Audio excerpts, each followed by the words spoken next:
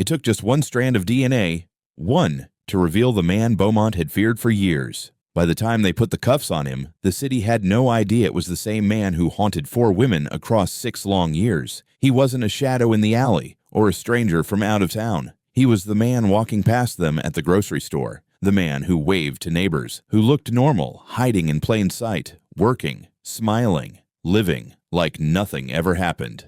For years, his crimes sat buried in cold files, each page carrying a name, a scream, a night someone wanted to forget. But in the end, all it took was one microscopic trace of truth, one strand of DNA that refused to stay silent.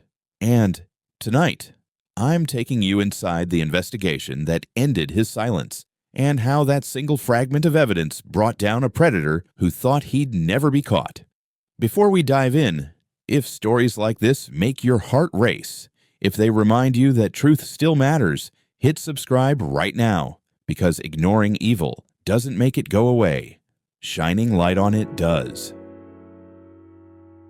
Beaumont, Texas, a small town that loved its quiet. The kind of place where strangers nod hello at gas stations and neighbors still mow each other's lawns. Kids rode bikes until dusk, mothers called them in for dinner, and the sound of crickets filled the gaps between laughter. But one year, that familiar rhythm cracked. It began with a whisper that something terrible had moved in, and no one knew where it was hiding. The first time, it felt like a nightmare the town could forget. A woman driving home late from her shift, headlights cutting through empty streets. She was tired, half listening to the radio, thinking about tomorrow's errands. Nothing about that night warned her that someone was waiting. No sound, no footsteps, just a shadow stepping out of the dark, fast, certain, and merciless. Her scream never echoed past the trees. What happened in that corner of the road was quick, violent, and cold. When the police arrived, they found only torn gravel, trembling hands, and a silence that refused to explain itself. She tried to describe him, but fear blurs faces and shock steals language. All she could say was that his eyes looked calm, almost rehearsed. Investigators searched the area until sunrise. No tire marks, no footprints, not a single trace. It was as if the darkness itself had swallowed him whole. For weeks, officers told reporters there were no clear leads. The town wanted to move on, and for a while, it did. Then came the second night. Different woman, different street. The same terrifying stillness before the attack. She'd just finished her evening walk. Her phone battery had died. In the stillness, she thought she heard someone following. But Beaumont wasn't the kind of place you ran from footsteps, she told herself. It was the wind, until the hand covered her mouth. By the time she reached the hospital, the doctors were quiet. She told them she didn't remember much, just the smell of sweat, the sound of heavy breathing, and the coldness of someone who had done it before. Police started comparing details. Different locations, but the same chilling precision, same pattern, same method. Whoever he wasn't guessing. He was learning. Detectives reviewed every security camera in town.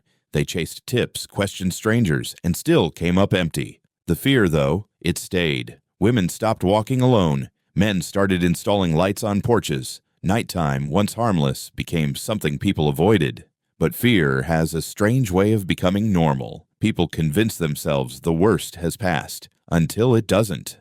Months turned to years. The case grew cold, like every file that collects dust in a drawer labeled unsolved. But every officer who touched it said the same thing. Something about those nights felt unfinished. Then came a third report. Different victim. Same style. And this time, the silence in Beaumont wasn't peaceful. It was paralyzing. The city didn't want to believe it had a predator. They wanted to believe it was coincidence. But patterns don't lie. And behind every unspoken story, there was a man perfecting his crime.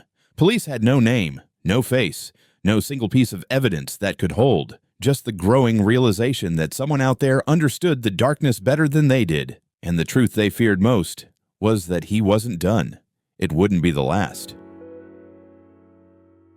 Beaumont wasn't sleeping anymore. Nights felt longer. Streetlights looked weaker. People whispered in parking lots about the things they were afraid to say out loud.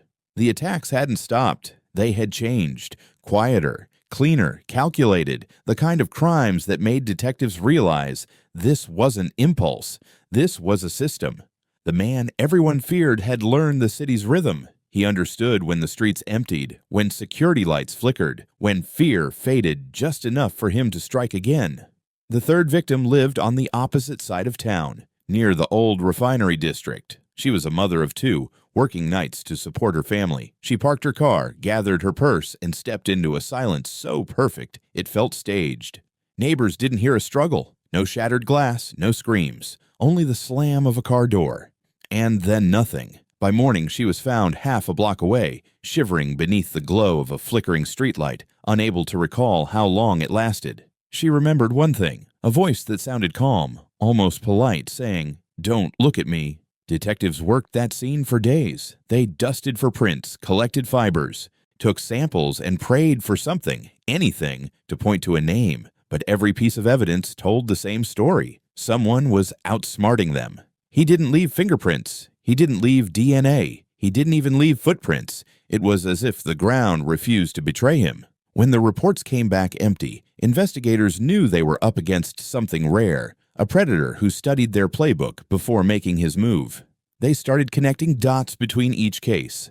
Time of attack, location, entry method, escape route. Every pattern fit perfectly, like puzzle pieces cut by the same hand. Each scene was roughly 3 to 5 miles from the last, clustered along Beaumont's eastern corridor. He was choosing areas with low surveillance, broken lights, and narrow exits. No cameras, no witnesses, no chance for mistakes. He wasn't running. He was rehearsing. And the more they studied him, the more they realized he was learning from them. Each report they filed, each press statement they gave, was feeding his confidence. He knew when the department was stretched thin. He waited when the news went quiet, and when the public stopped talking, he returned. That's what made it terrifying. He wasn't driven by rage. He wasn't chasing fame. He was perfecting control, testing how long he could hold power before someone noticed. A detective later described it as chasing smoke in a maze. Every direction led to another dead end. Every clue circled back to the same conclusion. He knew the city better than anyone investigating him. Officers started working around the clock. They mapped street grids, tracked reports of suspicious vehicles, interviewed hundreds of residents. Some nights, they thought they were close. Then another woman would call 911 and they'd realize he was always one step ahead. Same streets, same fear, same man. But this time, it wasn't coincidence. It was choreography. Each case felt like déjà vu, but the truth was far worse. He was evolving. He adapted to lighting. He adjusted timing. He attacked faster, left fewer traces, and vanished sooner. Detectives said it felt like watching someone rewrite the rules of crime in real time. He was learning how to disappear more efficiently. And still, the city tried to live. People went to work, went to church, sent kids to school. But beneath the small talk and smiles, you could feel it. The tension in every glance, the unease in every walk home. There were no safe places anymore. No guarantee the next scream wouldn't come from your block. Even seasoned officers began double-locking their own doors. One investigator admitted off-record, "Sometimes I dream of chasing him and never catching up." He became more than a suspect. He became a ghost, the kind that doesn't haunt houses, but minds. Beaumont was no longer afraid of the dark. It was afraid of what the dark could hide. And though they didn't have a name yet, the police had something almost as important, a pattern. It was the first thread in a web that would, years later, lead straight to him. But back then, they didn't know that the very thing he thought made him invisible was already betraying him, silently waiting to expose him. The city didn't know it was living beside a monster. Not yet, but it was about to. If this story makes you want justice for every woman who was told to just move on, don't scroll past. Subscribe, because silence helps predators. Attention exposes them. For almost 6 years, the truth sat quietly on a shelf. Dozens of sealed evidence bags stacked in a metal cabinet, labeled by case numbers only the detectives remembered. Each one contained fragments of a story that had never been finished. Swabs, fibers, fragments of clothing, and microscopic traces of someone who thought he had erased himself from the world. Back then, DNA analysis wasn't what it is now. Technology had limits. The tools couldn't read what was too faint or too mixed. Investigators sent samples to the lab, waited weeks, sometimes months, only to get reports stamped with the same 3 words, "No conclusive match." Those papers were filed away. The detectives moved to other cases. Victims tried to rebuild their lives, but that evidence never disappeared. It simply slept. The evidence was sleeping, waiting.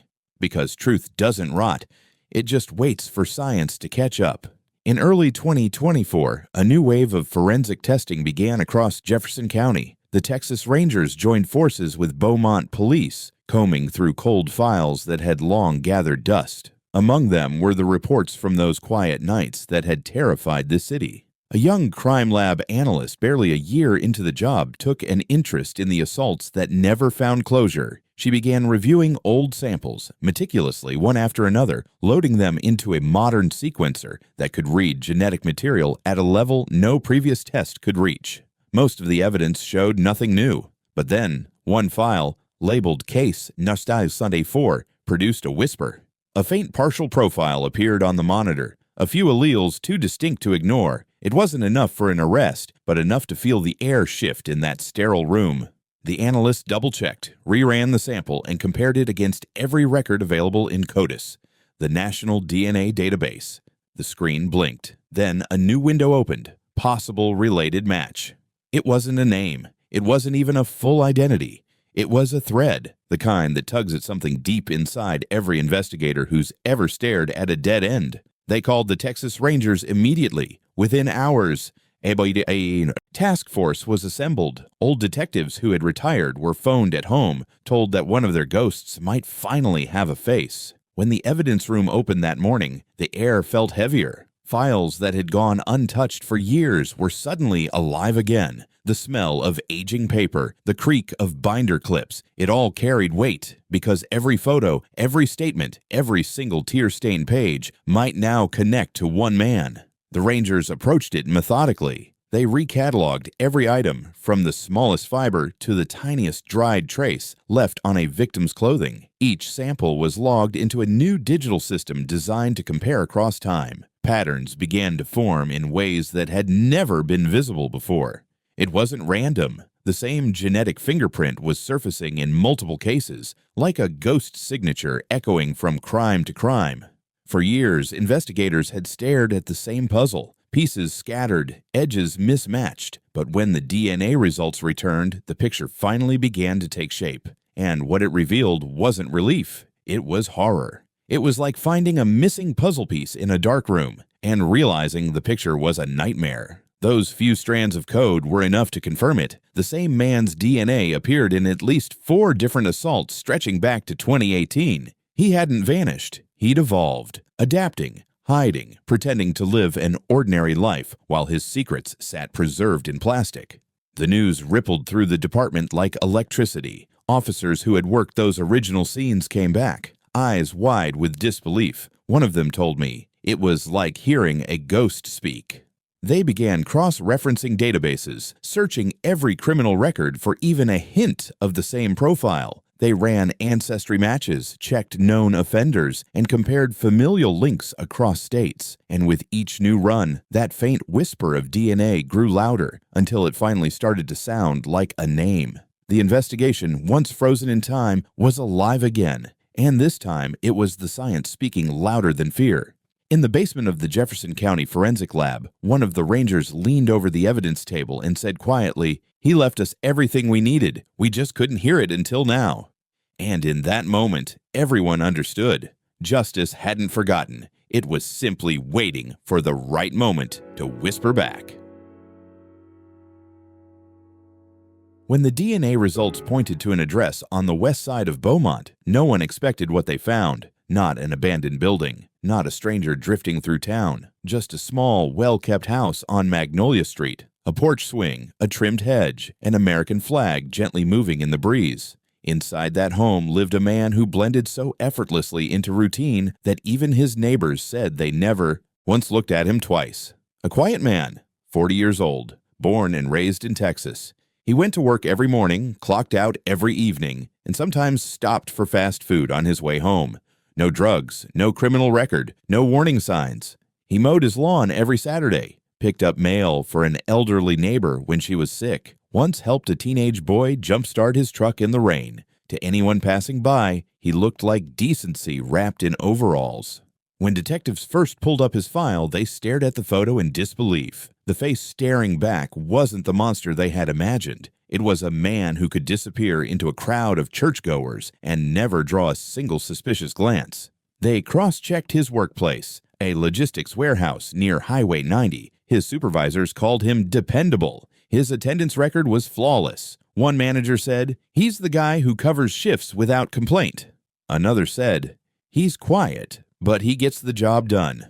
Nothing about him screamed danger, but that's the thing about predators who thrive in daylight. They hide in predictability.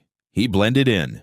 The kind of man who holds doors open, fixes cars, and waves good morning, until DNA said otherwise. When the Texas Rangers briefed the surveillance team, they knew they were walking into an illusion. The man they were about to follow wasn't living like a fugitive. He was living like everyone else.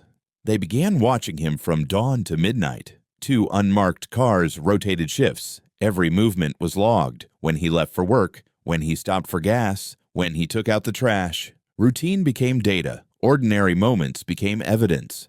He ate breakfast at the same diner almost every day. Scrambled eggs, black coffee, 2 sugars. He chatted with the waitress about weather, never once raising his voice. He laughed occasionally, a short controlled sound that made people believe he was harmless. What they saw disturbed investigators more than violence ever could. Normalcy. He was invisible not because he hid, but because he belonged. Detectives watched from parking lots and alleyways, eyes glued to binoculars, hands clenched around radios. Weeks passed, nothing out of the ordinary, but patience, in this kind of hunt, is a weapon. They didn't want a hunch. They wanted proof that could never be challenged in court. To get it, they needed something fresh, a piece of him untouched by time or excuses. A new DNA sample. They couldn't ask for it. They couldn't risk spooking him. They had to wait for chance. The smallest mistake that would unravel years of deception. And then, one humid afternoon in July, chance appeared. He left work earlier than usual, stopped at a gas station near College Street, bought a soda, and drank it in 3 long sips while scrolling through his phone. He looked relaxed, unbothered, just another man on his way home. When he finished, he dropped the can into a public trash bin and drove off. The undercover unit moved seconds later, gloves on, evidence bag ready. The can was sealed and sent straight to the Jefferson County Crime Lab. For everyone involved, that short drive back felt longer than the entire investigation. Inside the lab, technicians worked in near silence. The sample was swabbed, processed, and loaded into a sequencer. On a monitor, lines of data began to climb. Peaks, valleys, numbers, letters, each one a whisper from the past. Hours later, the results came in. No partials, no uncertainty. The DNA matched every sample from the cold cases perfectly. The probability of error, 1 in over 1 trillion. He wasn't a theory anymore. He wasn't a ghost. He was a man with a name, an address, and a life built on borrowed time. When the lead detective saw the final report, he didn't speak for almost a minute. Then quietly he said, "That's him." The room fell silent. Not the kind of silence that comes from shock, but from the weight of truth finally landing. Outside, the sun was setting. Children played on the street not far from his house. He sat inside, watching TV, unaware that every breath he took was being documented, every move, every flicker of light behind his curtains. He didn't know it yet, but his ordinary life had already ended. It took one discarded soda can to unmask a secret 6 years in the making, one careless gesture to expose a lifetime of precision. The man everyone trusted was the same man 4 families had prayed would be found. And somewhere, sitting in that same neighborhood, people were still waving at him, never knowing what they were waving to. Think about it. What if the person living next door was hiding something this dark? That's why I tell these stories. To remind you, evil doesn't always wear a mask. Subscribe, because next week's story might be closer than you think. They had everything they needed, a name, an address, and proof that could stand unshaken in court. Still, no one moved quickly. In operations like this, speed breaks trust. Precision saves lives. For nearly an hour before sunrise, The team gathered a mile away, maps unfolded on the hood of a cruiser, photographs pinned by flashlight beams, commands spoken in low voices that carried the weight of 6 long years. At 5:42 a.m., the quiet convoy rolled down Magnolia Street. Houses slept behind drawn curtains. The world looked ordinary, and except for the heartbeat pounding inside every uniform. They parked half a block away. Engines cut. No one slammed a door. No one coughed. Boots touched gravel like rainfall. Through a narrow gap in the blinds, they saw him, standing in his kitchen, pouring coffee, unaware that a dozen eyes watched every motion. When the signal came, it was barely louder than a whisper. "Texas Rangers, search warrant!" He hesitated, one heartbeat, maybe two, then opened the door. The morning light struck his face, and for the first time, truth had a shape. No shouting followed, no running, only the metallic certainty of handcuffs sliding over wrists that once held power. An officer's voice broke the stillness. "We finally got him." Neighbors stirred, curtains shifted, faces appeared in windows, confused, half awake, trying to reconcile kindness with crime. The man who waved, who offered help, who smiled at children, stood in silence while the law he'd outrun for years pressed against his shoulders. As they escorted him to the waiting vehicle, the sunrise hit the badge of the lead ranger, throwing a streak of gold across the asphalt. The city that once feared the dark now watched the morning reclaim it. Inside the house, investigators moved room to room. The air smelled of detergent and stale coffee. A folded uniform on the couch, a phone on the counter, a grocery list taped to the fridge. Every ordinary thing became unbearable to look at. They opened drawers, logged every object, cataloged evidence with gloved precision. Beneath one false bottom cabinet, they found keepsakes, tiny personal items belonging to women who never crossed paths. Proof that his crimes were not accidents, they were rituals. At headquarters, the booking process unfolded with mechanical rhythm. Fingerprints, photographs, digital entries. His expression never changed. Not anger, not remorse, just emptiness. A void that swallowed accountability. Outside, news crews gathered, lights flashing like lightning against police glass. The story that once haunted living rooms had finally met its ending. Not with a chase, but with quiet surrender. One ranger told me later, "You wait years for justice, and when it arrives, it doesn't roar. It exhales." No one celebrated. They just stood still, listening to the hum of fluorescent lights and the sound of a printer spitting out the paperwork that made it official. After 6 years of silence, Beaumont could finally breathe, but only halfway, because arresting him wasn't victory. It was acknowledgement, and acknowledgement is where the real fight begins. They had their man, but justice, that would take longer. And that's where the story changes, because capturing him was only half the story. He never confessed, not once.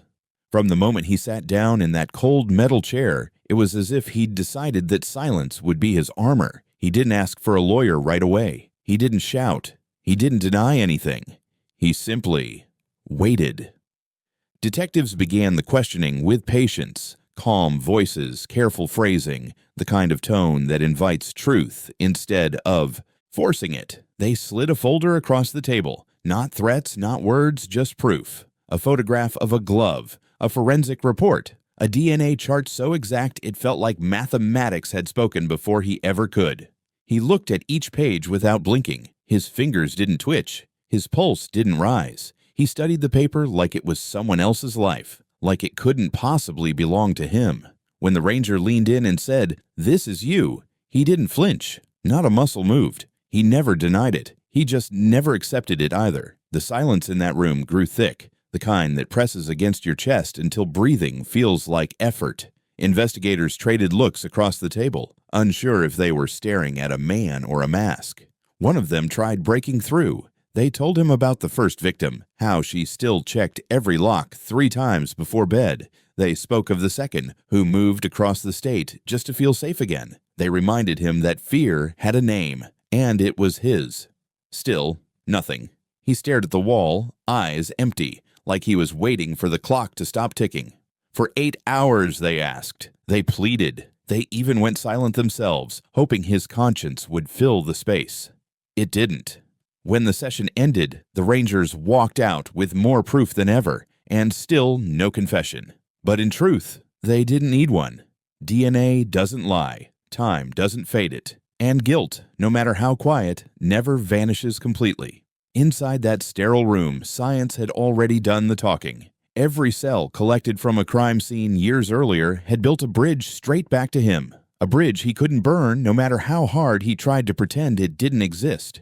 In court, he behaved no differently, dressed neatly, sat upright, eyes fixed forward. His stillness became his defense, a performance of emptiness. When prosecutors displayed the evidence, it wasn't drama that filled the courtroom. It was clarity, charts, maps, timelines, 4 victims, 4 locations, one unshakable match. Each revelation was another nail in the coffin of his denial, yet he sat motionless, like a statue carved from guilt itself. He never begged for mercy. He never said he was sorry. He never looked at the women who had lived through his cruelty. One survivor later said, "I wasn't looking for words. I just wanted to see him break." But he never did. Another victim told reporters, "When he didn't look at me, I realized he wasn't human in the way we are." In that courtroom, every gasp, every tear, every shaken head became its own language, one of grief and exhaustion. The city sat in silence, watching justice unfold like a slow storm finally reaching land. He looked at the jury with no remorse, and that silence cut deeper than any knife. Some people say they wanted him to speak just once to explain why. Others said no answer would ever be enough. How do you reason with darkness? The judge's voice was steady when he read the verdict. Guilty on every count. Not a single question left unanswered, except the one that mattered most. Why? As he was led away, he didn't glance back. The courtroom doors closed, and for the first time in 6 years, Beaumont's air felt lighter. But relief doesn't erase damage. Justice doesn't undo trauma. It only tells the world, "We saw you." In that sense, his silence became the final act of his cruelty, but it also became the stage where truth stood louder than he ever could. Science had spoken, the victims had survived, and no amount of quiet could ever bury what had been proven. He never confessed, not once. And maybe that's the reminder that monsters rarely admit they exist, but the truth always finds its way to a microphone. If this story makes you feel something, anger, sadness, or even fear, don't just feel it. Subscribe, because every share, every view is a voice for someone who couldn't scream loud enough.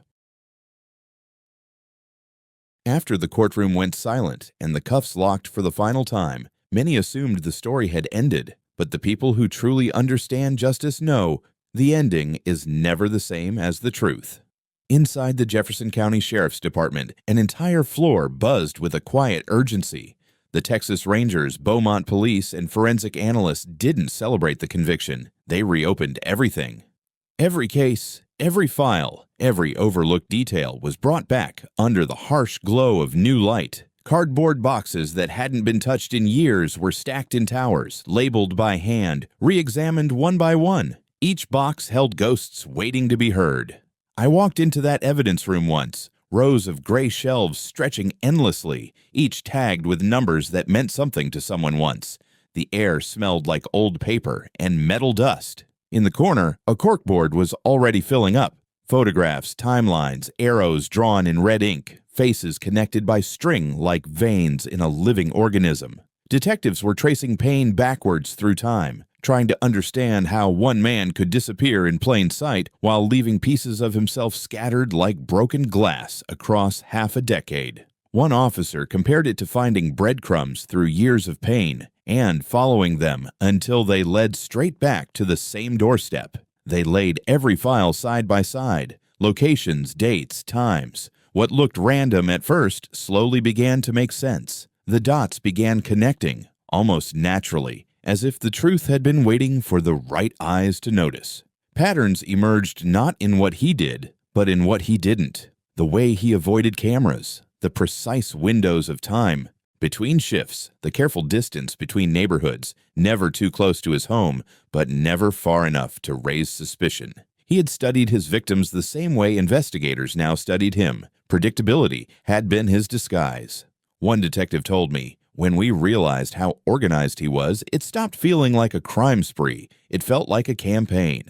Through digital forensics, they began uncovering his hidden map, phone data revealing movements that matched crime scene timestamps almost perfectly. Gas receipts matched with travel routes. Toll camera images aligned with nights victims remembered seeing a truck idling under a dim streetlight. He wasn't just moving through the city, he was moving through people's lives, quietly, efficiently, and without leaving a single trace except the ones he couldn't control. Then came the interviews.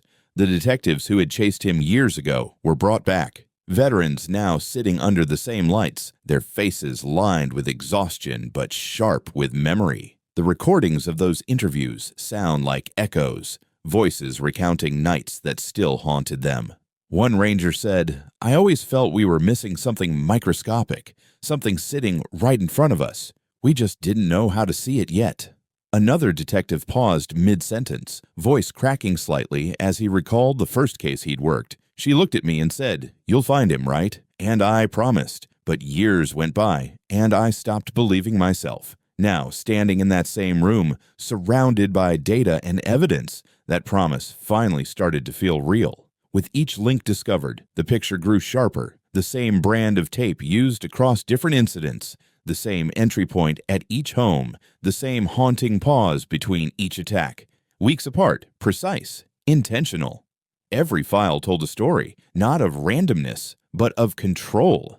And then, one afternoon, a new clue emerged. A junior analyst, barely 26 years old, was cross-referencing archived medical records with unsolved assault reports. Buried inside a stack of emergency room intake forms was one that had never been attached to a police case. A woman, injured in 2016, no report filed, no follow-up, just a note in the margin. Possible assault, declined to speak. The date matched his movements. The hospital was 3 miles from his old workplace. When they tracked her down, she was living in another state. She hesitated to speak. Years had passed, and she'd built a new life. But when they showed her his photo, she went pale. Her hands trembled, and in a broken whisper, she said, "That's him." That one statement didn't just reopen a wound, it extended the timeline. 2 years before the first known case, the task force realized they weren't chasing the story of 6 years. They were unraveling a decade. Files began pouring in from nearby towns. Unsolved assaults, missing person reports, untested kits. Each one went through fresh analysis. Some came back negative, but then another hit, and then another. It became clear that Beaumont was never his only hunting ground. It was simply the one that fought back. A ranger I interviewed later told me, "When you stare at evil long enough, you start to realize it doesn't end where you want it to. It seeps."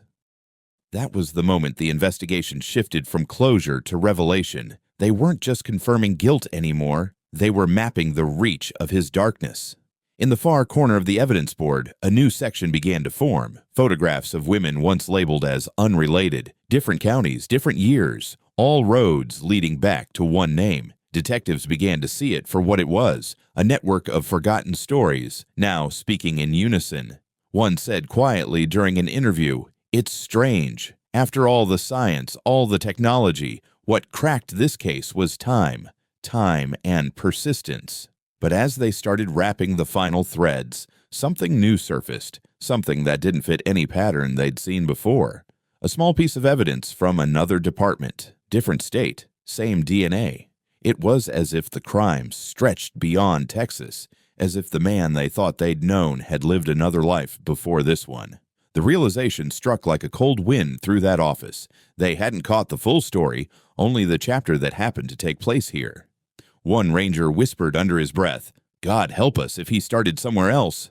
The files that had once promised closure now carried a new question. How many others were there? Investigators stared at the board, a sea of red lines connecting every point of horror they'd discovered, and realized they had been standing in the middle of a web much larger than they imagined. The air in that room changed. The relief that had once filled it dissolved into dread. They thought they had reached the end of the story, but what they found next changed everything. The courtroom wasn't large, but that morning it felt enormous. heavy with the kind of silence that only years of waiting can build. Faces lined every row, survivors clutching tissues, detectives seated shoulder to shoulder, families of victims who had traveled miles just to see justice breathe. The walls seemed to hum with memory, every whispered prayer, every anxious breath blending into a single collective heartbeat. At the front, the man who once hid behind a smile sat in an orange jumpsuit. His expression was unreadable. Not anger, not sorrow, just absence, as if he'd already detached from the world that was about to judge him.